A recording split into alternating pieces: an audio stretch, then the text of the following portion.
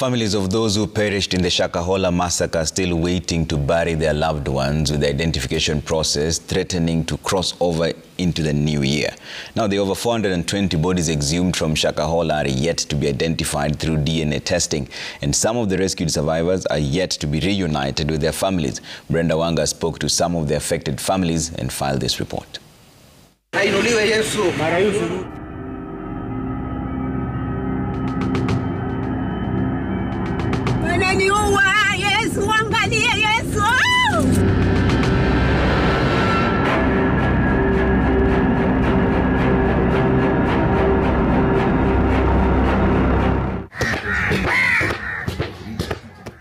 At the homestead of Mzee Francis Wanga, a little boy displays his soccer skills.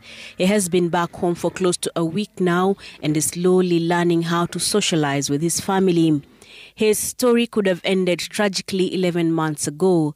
He is amongst hundreds of people who had retreated to the Chakama ranch in Shakahola to fast to death in a bid to gain entry into heaven. His grandfather, Francis Wanga, was amongst the first people to blow the lead on what has come to be known as the Shakahola massacre. While he managed to save this grandchild, it was too late for the other family members, including his daughter, son-in-law, mother-in-law, and 2 other grandchildren. But even after saving him, it will take an even longer time to have this child reunited with him here at home. Wanga is now a satisfied grandpa, spending his waking hours taking care of the only surviving member of his daughter's family. Sasa hii nimeunganishwa na mjukuu wangu. Huyu ndiye alikuwa the first survivor wa Shakahola, na ametoka kule children's home na akaunganishwa nami tarehe 22 mwezi huu, ni juzi tu. Nataka kusema kwamba hili jambo limenipatia furaha isiyokuwa na kifani. Ni jambo ambalo limetamani kitambo niwe pamoja na mjukuu wangu, hasa yeye baada ya kupata mambo makubwa kule Shakahola. Kwa hivyo nina furaha sana, na ni kama ambaye nimezaliwa upya. He says he still doesn't know what happened to his kin in the forest. Pia niliweza kupoteza wajukuu wangu wawili kule msituni. Wajukuu hao ninajua kwamba walifariki kule wakazikwa kule. Lakini hawa watatu, mtoto wangu, bwanake na mama yake, huyo bwanake, walipotea tu huko msituni. Hilo ni swali kubwa sana kwangu. Sijui kama bado wako hai kutoka siku hiyo. Bwanake walipotea msituni tarehe 17 mwezi wa 3 wakati tulienda kuokoa huyu kijana, mpaka leo. Sasa hata hatujui kama ndio bado wako hai, na kama wako hai wako wapi, ni nani anawatunza, na kama pengine walikufa huko pia hatujapata habari yote, kwa sababu DNA zilikuwa zinafanywa. Tulipeleka chembe zetu huko, mama alipeleka chembe zake. Kufikia sasa hatujapata matokeo ya DNA.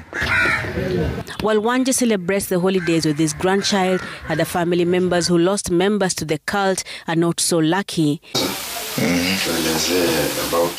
Simeon Ngutia, a father of 4, stares at an empty room in his home. At a time like this last year, his home was filled with the sounds of his children playing. Now, a deafening silence reminds him of the void caused by the activities of the Paul Mackenzie-led Good News International Church miles away in Malindi. So mimi hata wakati ninakaa tu, roho yangu inafikiria tu watoto wako hapo, because you cannot move on. Maisha ni ngumu, you can't move on kama hujui penye watoto wako. His wife took his children to Shakahola from their Kakamega home. Little Flowerette and Christine have not been seen since they ventured into the forest with their mother, a former high school teacher. Their father says each passing day deepens his agony over his missing children. It's like you are being tortured. Because umezoea kukaa na watoto, unaona watoto wakienda shule, and then all of a sudden unashikia mtu wako Shakahola. And you know, ni vitu zenye nilisense mapema, hata nika-inform the family kwamba huyu msichana wao mienendo yao si mzuri. He, like hundreds of other families, submitted DNA samples for testing against the bodies of those who died. Sijapata message yoyote ama kupigiwa simu nikaambiwa results zimetokana. like this. Ni mtu mwingine tu wa huko ndiye aliniambia, but hakuwa na muhusika. Niambia tu results zilitoka. Kuna watu wenye walipata habari kwamba results zao zimetoka. Rosalind asks the same questions that are plaguing many families affected by the Shakahola tragedy. The long wait for the results of the DNA testing and the detention of survivors means an extended mental anguish for those waiting for these crucial answers. We knew the DNA test would take between maybe a month or 2 or even 3. When we have such a heavy issue, we come together as families and we bring everybody on board so that we see how to work on it. I had come up with a WhatsApp group. Everybody left by now. How do we bring them back? Even if you wake up today and tell me now, here is the DNA, these are... you see? You get? What is happening? Why is there no official communication? Rosalind's brother, his wife and 5 children were all members of the cult. The brother and his wife were arrested alongside Mackenzie, while 4 of the 5 children are believed to have died from engaging in fasting at Shakahola. Not understand now. Are these children dead? Were they trafficked? And if it is trafficking, does the government have the areas where those children were being trafficked to? Even if it's a grown-ups, do we have spots, according to the investigation, where we can start searching for? Were they trafficked somewhere? So we are hanging to this minute. Over 400 people were believed to have died in Shakahola, with autopsies revealing that a majority of them died of starvation, while others were hit with blunt objects.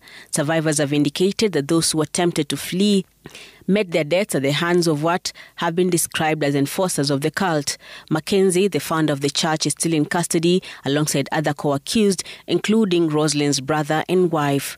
The families of the deceased and the missing from the Shakahola massacre say they are dissatisfied with the probe undertaken into the activities of the cult. They want justice served. They say they have waited long enough. And it has taken long. It's almost how mwaka inaenda kuisha. Na hakuna any information penye wako watu wenye walishikwa pamoja na hao. It was a group of people wenye walishikwa wakaachiliwa. Nobody has given information. Inakuwa ni vigumu kuelewa. Sasa ni mzigo umebeba mwenyewe, hujui utopeleka wapi. Lakini tu kwa Mwenyezi Mungu siku moja hili jambo litaisha, tutaendelea. Kitu ambacho naomba ni kwamba tukipata hizi results za DNA itakuwa ni muhimu sana. Tupate kujua kama mili upendo wangu iko kule imepatikana, angalau tukizika tutafika mwisho wa hili jambo. Na kila siku sasa tunafikiria hatuwezi kujua ni lini litaisha. The government has abandoned us. They have completely abandoned the whole story. They even don't know what is happening. They don't know it. But we are not going to rest.